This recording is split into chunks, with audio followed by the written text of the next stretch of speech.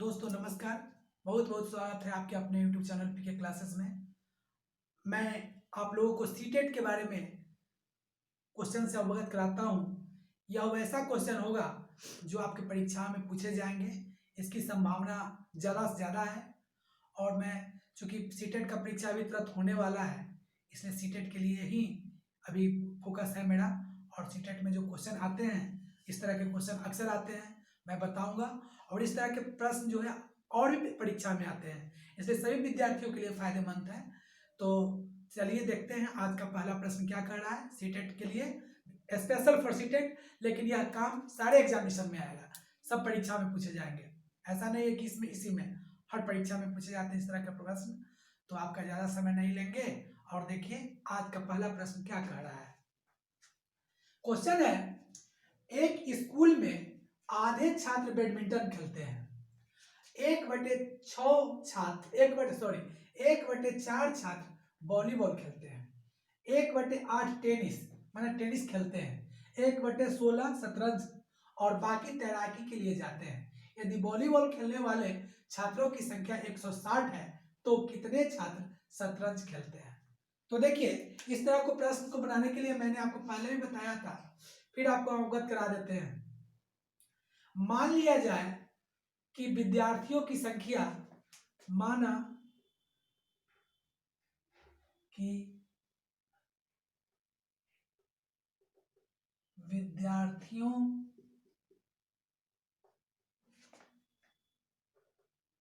की संख्या 1 है, ठीक है। हम 1 मान लिए कि विद्यार्थी का संख्या 1 है।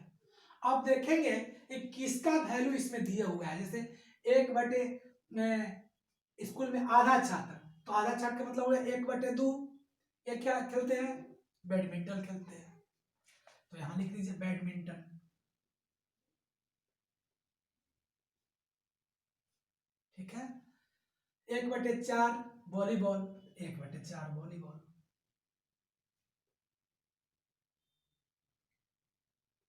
वॉलीबॉल खेलते हैं। अच्छा, उसके बाद 1/8 टेनिस, 1/8 टेनिस लिख दीजिए।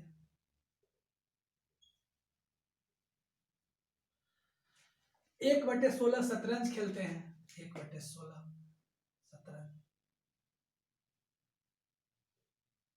ये शतरंज खेलते हैं, ठीक है।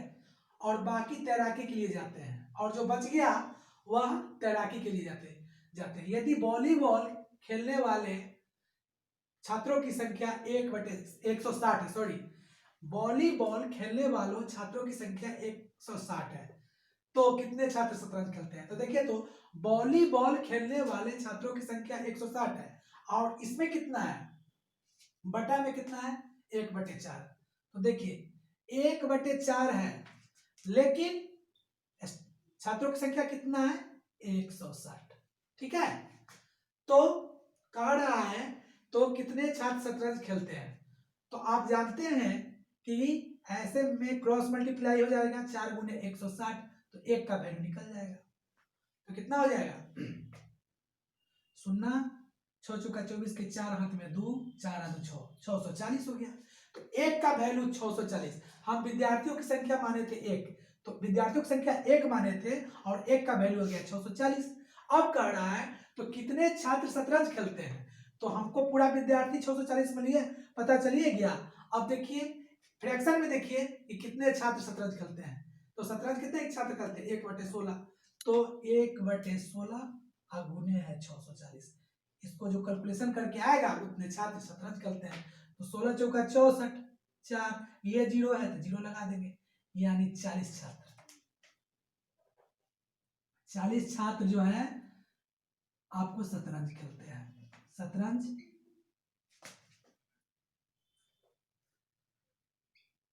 शतरंज 40 छात्र खेलते हैं।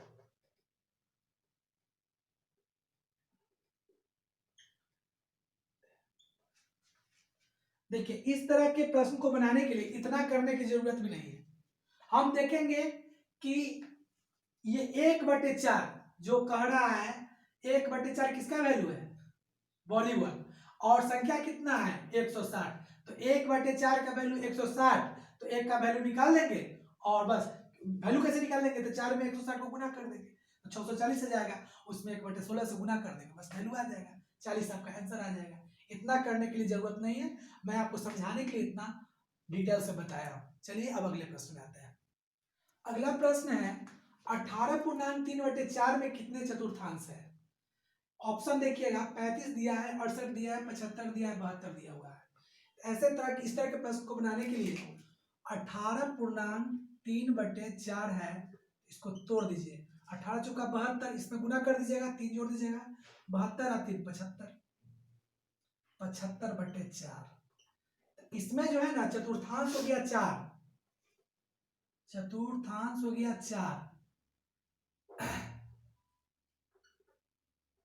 चतुर्थांश हो गया 4, लेकिन आप देखिए ऑप्शन में 4 ऑप्शन नहीं है, कहीं भी 4 ऑप्शन नहीं है। यह क्वेश्चन पूछा गया था प्रीवियस परीक्षाओं में, इसलिए परीक्षा के व्यू से आपको बता रहे हैं कि इसका आंसर होगा 4, लेकिन ऑप्शन में अगर 4 नहीं है तो जो डिजिट इसमें उपस्थित होगा वह डिजिट उसमें होगा, तो वही आपका आंसर है। तो देखिए 75 आया है और 75 यहाँ भी है, तो आंसर आपका हो जाएगा 3,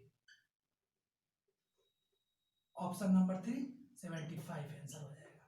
ठीक है, अगर 4 आता तो 4 आंसर होता, लेकिन 75 है ऑप्शन में तो 75 हो गया आंसर। इस तरह से बनाएंगे। चलिए अगले प्रश्न। देखिए अगला प्रश्न है, एक अंक दिया हुआ है 2 3 4 6 7 8 को निम्नलिखित रिक्त स्थानों में व्यवस्थित किया गया है।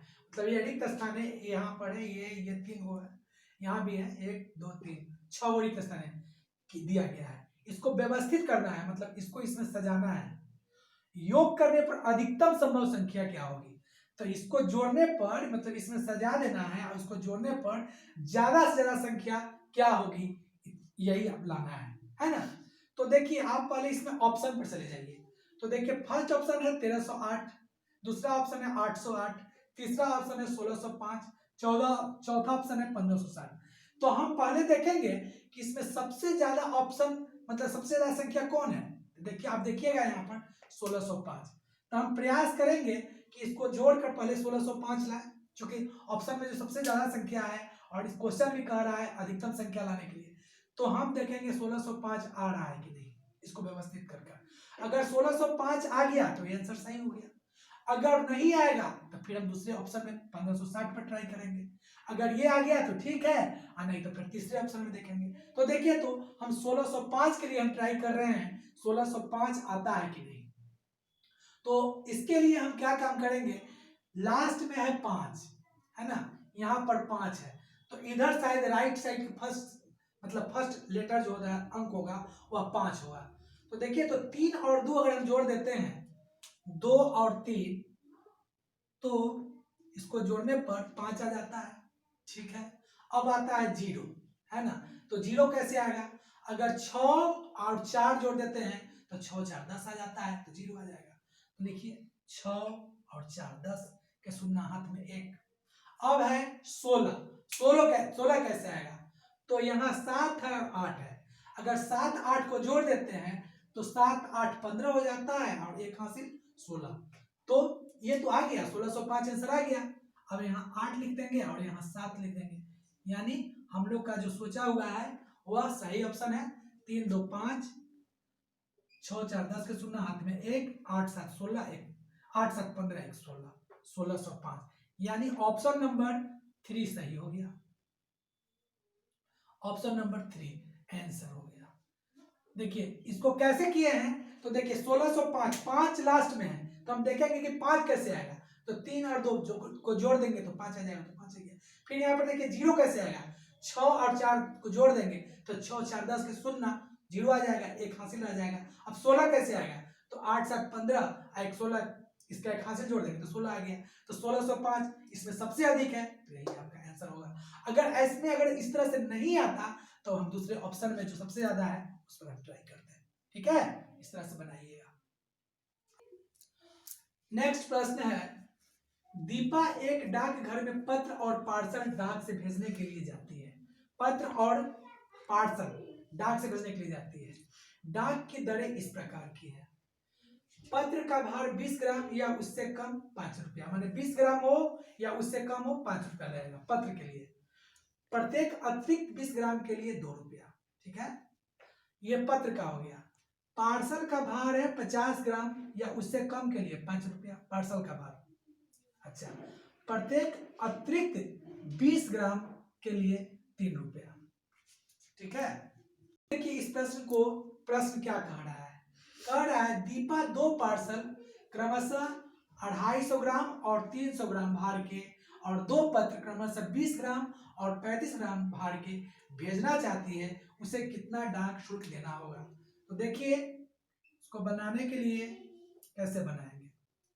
तो देखिए दीपा 2 पार्सल क्रमशः 250 ग्राम और 300 ग्राम भार के लिए, तो पार्सल है कितना, पार्सल हुआ टोटल, पार्सल एक है 250 ग्राम का और एक है कितना 300 ग्राम का, इसका कितना पैसा लगेगा। ठीक है, और 2 पत्र, एक पत्र है 20 ग्राम का, पत्र में है एक पत्र है 20 ग्राम का, लिख लीजिए 20 ग्राम, लगा दीजिए 20 ग्राम का, और 35 ग्राम भार के भेजना चाहती है और एक है 35 ग्राम का, है ना, उसे कितना डाक शुल्क देना होगा। तो देखिए, तो अब पार्सल का रेट लिख दीजिए यहाँ पर। तो पार्सल में क्या कह रहा है कि पार्सल का भार 50 ग्राम या उससे कम 5 रुपया, तो 50 ग्राम का तो हो गया 5 रुपया, है ना, प्लस प्रत्येक अतिरिक्त 50 ग्राम के लिए 3 रुपया, तो 250 ग्राम में 50 ग्राम हट गया जिसका दाम आप 5 रुपया लिख दिए, तो 200 ग्राम बच गया, है ना, और प्रत्येक 50 ग्राम के लिए अतिरिक्त 50 ग्राम के लिए 3 रुपया, तो 200 ग्राम को आप 50 से डिवाइड कीजिएगा तो 4 बार में डिवाइड हो जाएगा, 50 चौका 200, तो 3 चौका 12 रुपया लग जाएगा।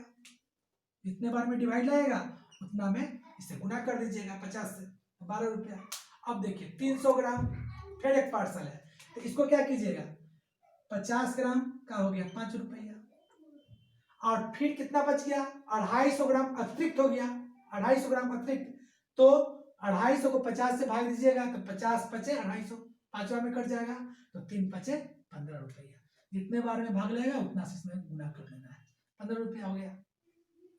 तो यहाँ आ गया कितना, 12 5 17 रुपया, और ये हो गया 15 5 20 रुपया।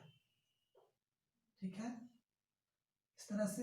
अब देखिए पत्र में आइए 20 ग्राम और 35 ग्राम, तो पत्र का क्या कह रहा है, पत्र का भार 20 ग्राम या उससे कम के लिए 5 रुपया, तो इसका तो 5 रुपया ये गया 20 ग्राम है, तो अब इसमें आइए, तो 20 ग्राम का पत्र का भार 20 ग्राम या उससे कम के लिए 5 रुपया, अब प्रत्येक अतिरिक्त 20 ग्राम के लिए 2 रुपया, तो यहाँ 5 रुपया हो गया, और ये 35 ग्राम है तो 20 ग्राम का दाम लिख देंगे 5 रुपया, है ना, 5 रुपया, प्लस ये 15 ग्राम है तो अतिरिक्त ग्राम के लिए कितना है 2 रुपया, तो 2 रुपया लिख दीजिए। अब ये कितना हो गया 5 2 7 रुपया। अब ये जितना है उसको जोड़ दीजिएगा उतना उसको शुल्क देना पड़ेगा, तो 17 प्लस 20 प्लस 5 प्लस 7, अब इसको जोड़ दीजिए, 7 5 12, अब 12 7 19 के 9, हाथ में 1 1 और 2 1 3 1 4, 49 रुपया आंसर। दीपा को 2 पार्सल और जो कि उसका भार 250 ग्राम और 300 ग्राम का है, और साथ ही 2 पत्र जिसका भार 20 ग्राम और 35 ग्राम है, भेजने के लिए उसको 49 रुपया शुल्क देना पड़ेगा। ठीक है दोस्तों, तो आप देखें इसको, इसी तरह के प्रश्न पूछे जाते हैं, आप इससे बने रहे। या प्रीवियस क्वेश्चन है 2019 से पूछा था, सीटेट में जुलाई में पूछा था, और आप उसको देख भी सकते हैं कि पूछा था कि नहीं पूछा था, और आगे फिर हम आपको बताएंगे इस तरह के प्रश्न जो आप संभावित प्रश्न हैं जो आएंगे आपके परीक्षाओं में, और दूसरे परीक्षाओं में भी आ सकते हैं, ये कोई जरूरी नहीं कि सीटेट में ही है, लेकिन सीटेट का ये क्वेश्चन है, मैं आपको अवगत कराता हूँ। और जो भी क्वेश्चन आता है इसी टाइप का क्वेश्चन बार बार पूछता है, चूंकि ये करेंट नहीं है जो बदल जाएगा, ये मेथड का क्वेश्चन है, मेथड सेम रहता है। ठीक है, तो आप इसको देखें, लाइक करें और ज़्यादा से ज़्यादा सब्सक्राइब करें। फिर अगले वीडियो में मिलते हैं।